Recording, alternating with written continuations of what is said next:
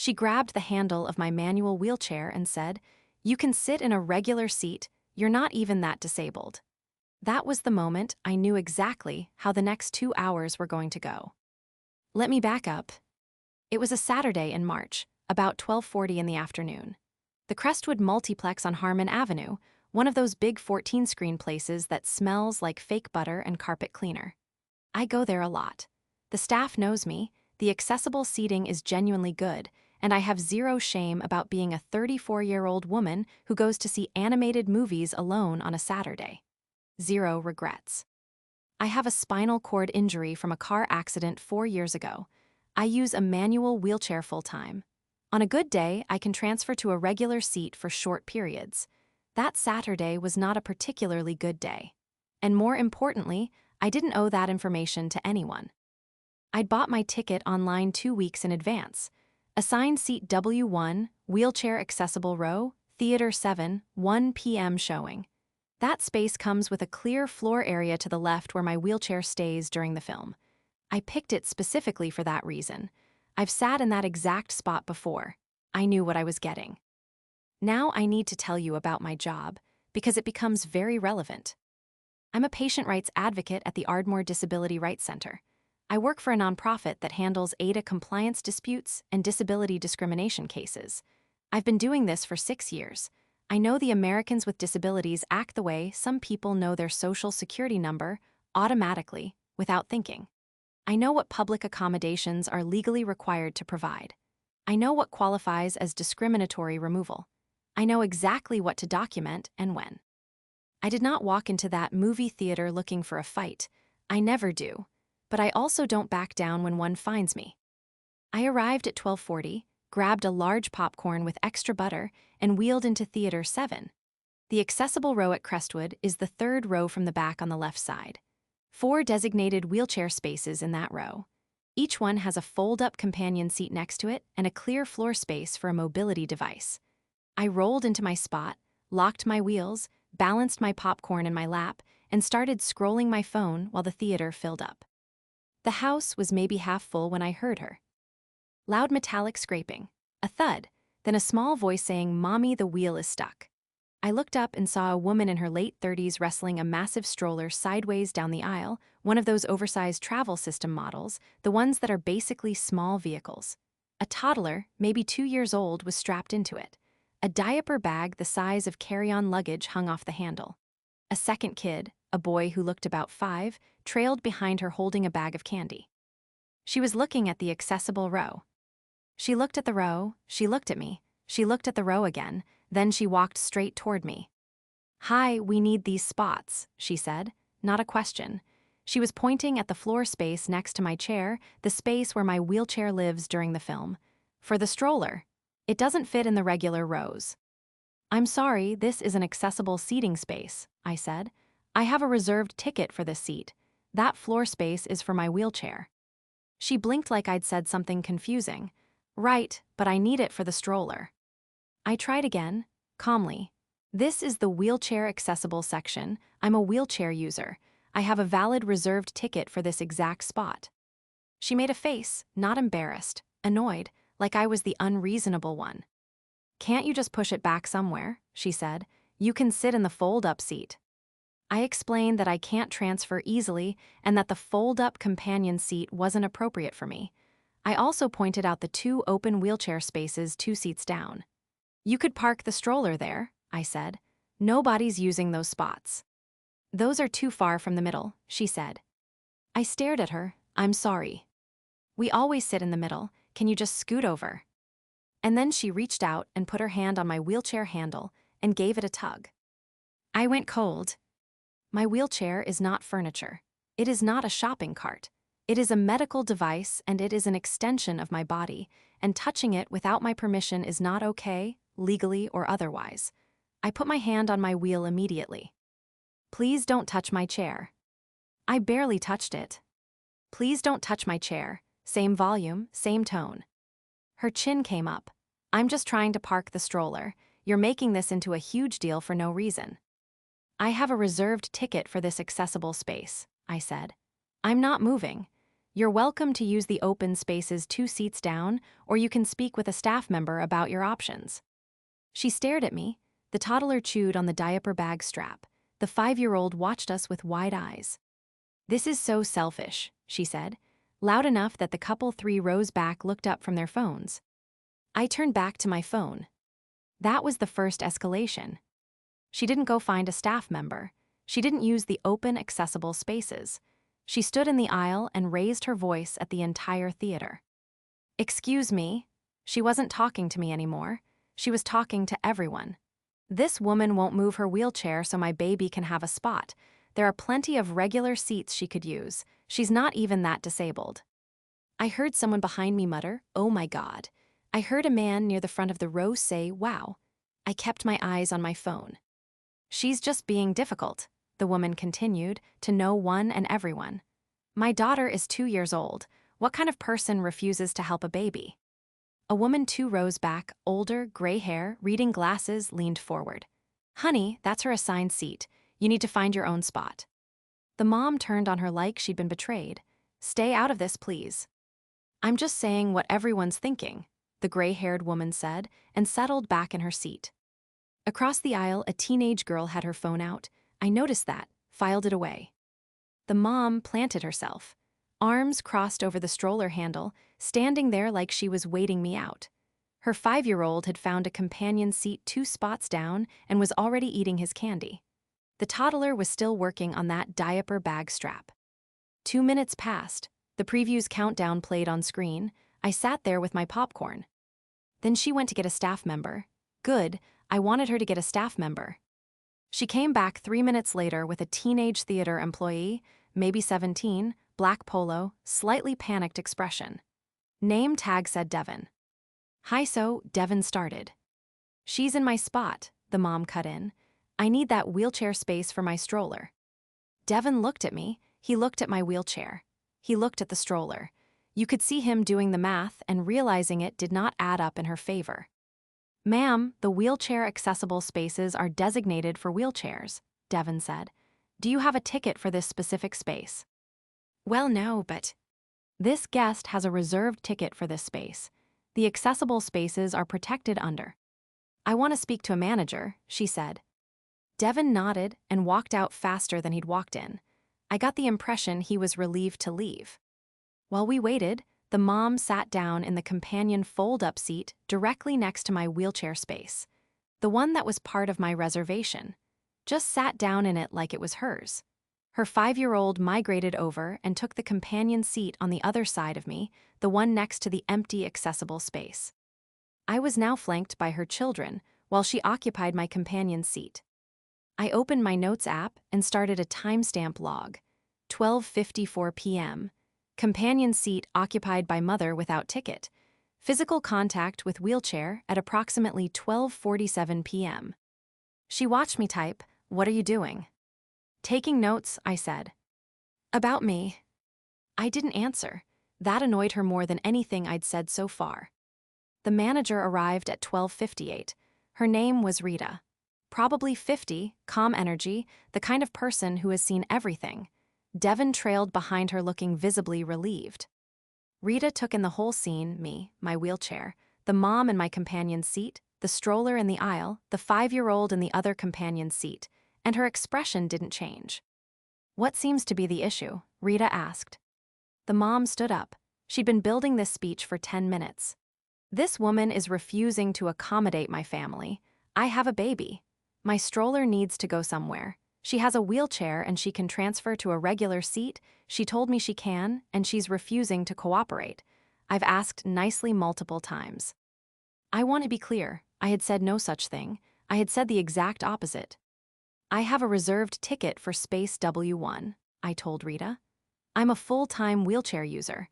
I never said I could transfer. She's misrepresenting what I said."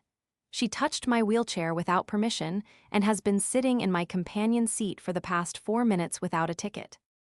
Rita looked at the companion seat, then at the mom. "Do you have a ticket for this seating section?" "No, but..." "These spaces are reserved for guests with disabilities and their companions. The floor space is for the guest's mobility device." Rita's voice was completely flat, just facts. I'm not able to ask her to move. You're seriously going to side with her over a mother with a baby? The mom's voice went up half an octave. I have been standing here for 15 minutes. My daughter is right here. What kind of theater treats families this way? There are 2 open, accessible spaces 2 seats down where you could park your stroller, Rita said. The mom looked at those spaces like they personally offended her. They're not in the middle. Rita paused, just one beat. The available spaces are where they are. I'm not able to remove a reserved guest from their assigned accommodation. Fine, I want your name and I want corporate's number. Rita gave her both from memory, without hesitation. Then she looked at me and asked if I needed anything. I said I was fine. She nodded and walked out with Devin. The mom stood there another 30 seconds. Then she grabbed the stroller and shoved it, loudly, down to the 2 open accessible spaces, parked it there, came back and sat in the companion seats adjacent to it. She had moved approximately 4 feet from where she started. The gray-haired woman 2 rows back started a slow, deliberate clap, just 3 claps. Calm, pointed. The teenage girl across the aisle was still recording. The movie started. For about 20 minutes, things were quiet. The movie was good, bright colors, solid story. The toddler settled down once the screen lit up. The 5-year-old was asleep 10 minutes in. Then came the second escalation. At about 1:22, the mom leaned over toward the man sitting directly in front of me, a guy, maybe 40, there by himself. She kept her voice low, but not low enough. You saw everything, right? She said to him. She was incredibly rude to me. I just needed a spot for my baby. The man glanced back. I didn't really see anything. She refused to move. I just asked nicely. I think she had a reserved ticket, he said. Then he turned back to the screen and didn't respond again. She tried to recruit a bystander and got nowhere. 5 minutes later, she got up with her phone and walked toward the back of the theater. I thought she was going to the bathroom. She was gone 7 minutes. When she came back, something about her energy had shifted. She looked satisfied in a way she hadn't before. I found out why at 2:15, when the movie was winding down. Rita came back in. Devin was with her. And so was a third person I hadn't seen before, a theater security guard in a gray polo. Name tag said MARCUS. They walked straight toward me. My stomach dropped, not from fear, from recognizing exactly what had just happened. Rita leaned down and spoke quietly. I'm sorry to bother you. We received a call to our corporate complaint line. The caller stated that a wheelchair user in Theater 7 was verbally abusive to staff and other guests and was refusing to vacate an incorrect seat. That call was made by her, I said, not a question. Rita glanced toward the mom, who was watching us with her arms crossed. I'm not able to confirm who made the call. I do need to follow up on the complaint. Of course, I said. Can I show you my ticket? I pulled it up on my phone. Reserved seat W1, accessible row, Theater 7, 1 p.m. showing. Purchase timestamp, 2 weeks prior.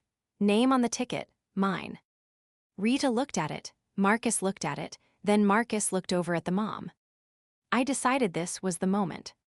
Can I tell you a little about myself? I said to Rita, still quiet. The movie was still playing. I wasn't making a scene. I was being very calm and very deliberate. Rita nodded. My name is Joanna Reeves. I'm a patient rights advocate at the Ardmore Disability Rights Center.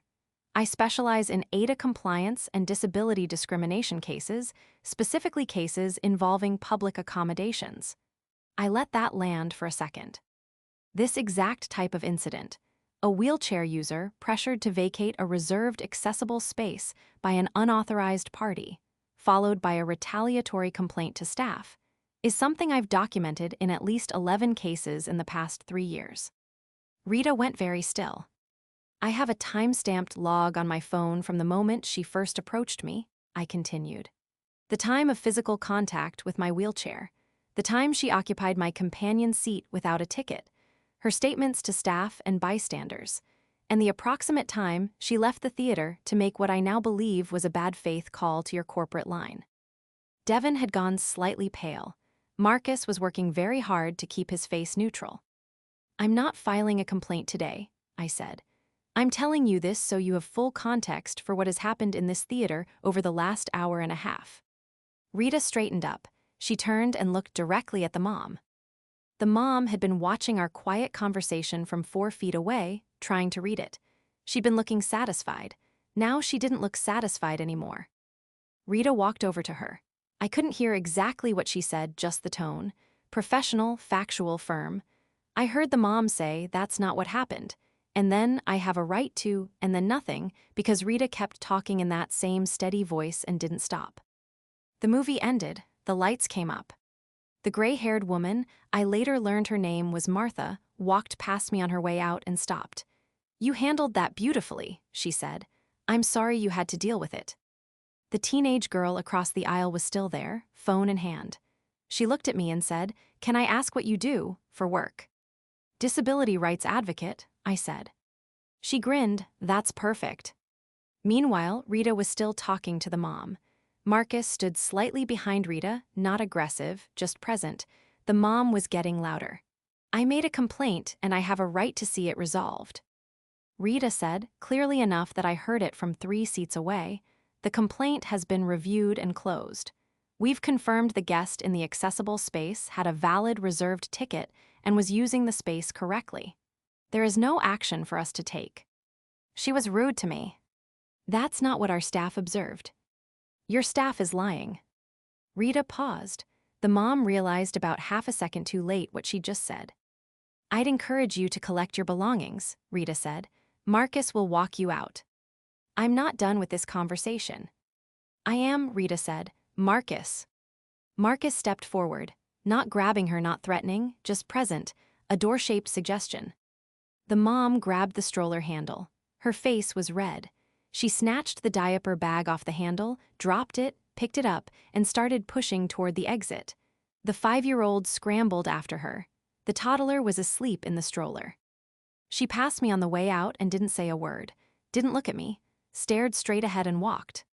The teenage girl watched her go, then looked at me with raised eyebrows. I gave a small shrug. Rita came back after the mom was gone. "I want to apologize on behalf of Crestwood," she said. "For all of it. This should have been handled more cleanly from the start. Devin is newer and he did the right thing calling me, but I should have been firmer the first time." "Devin did fine," I said. "He knew the rules, he just needed backup." Rita nodded. Then she handed me 2 guest passes, the physical kind that get you into any showing for free, and flagged down a concession attendant who appeared from somewhere nearby. "Whatever she wants," Rita said. I got another large popcorn for the road, extra butter. The guest passes and the free popcorn didn't fix what happened. What actually mattered was Rita standing in that aisle and telling the mom clearly in front of Marcus that the complaint was closed and the accessible guest had been in the right the whole time. That and the look on the mom's face when she realized who she'd been messing with. She came in expecting me to fold. People in wheelchairs usually do fold in those situations because fighting back is exhausting and embarrassing and often pointless. She expected it because she'd probably done something like this before and it worked. Someone moved, someone apologized, someone gave her what she wanted to make the noise stop. I didn't fold, and when she tried to escalate by calling corporate, she handed me exactly the kind of paper trail I spend my professional life building. Now the coda, because there is one. 3 days after the movie, a 1-star review appeared on the Crestwood multiplex listing.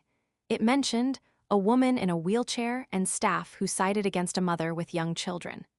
It said the staff was unprofessional and hostile, and that the theater discriminates against families. It said she was bullied by another customer and management did nothing. I know about the review because Devin texted me. He'd asked for my contact information before I left, officially, to pass on to Rita, and he used it to give me a heads up before the theater responded. I thought that was a genuinely nice thing to do. I went to the listing and left my own review. 5 stars. I wrote that the staff, especially manager Rita, handled a difficult situation with professionalism and clarity. I wrote that they enforced ADA-compliant accessible seating correctly and without hesitation. I wrote that Devin, a newer staff member, showed solid knowledge of the theater's accessibility policies. I wrote that the accessible seating at Crestwood is genuinely good, right-sized spaces, solid sightlines, real companion seats. And that as a full-time wheelchair user, I'd keep recommending it. I did not mention the mom. I didn't need to. The contrast between our two reviews was enough. The Crestwood manager account responded to her 1-star review. Professional, something along the lines of, "We're sorry your visit was not what you hoped for. We are committed to serving all of our guests, including those who require accessible accommodations. Our seating policies are designed to comply with federal accessibility law." It didn't give an inch on the substance. The mom responded to that response with 4 words, "You know what you did." The teenage girl from the theater, whose name I never got and who I'm genuinely grateful to, posted a video. Not the full confrontation.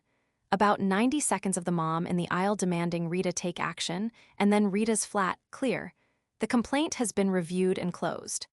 And then me, getting handed 2 guest passes and a large popcorn, saying thank you very calmly. The video hit around 40,000 views before it got reposted. Several of those reposts linked to information about ADA-accessible seating requirements. That was honestly the most satisfying part. It didn't go massively viral, but it reached enough people that the comments under the Crestwood review shifted hard in one direction. The mom's 1-star review now has 18 unhelpful flags on it. I've been back to Crestwood twice since that Saturday.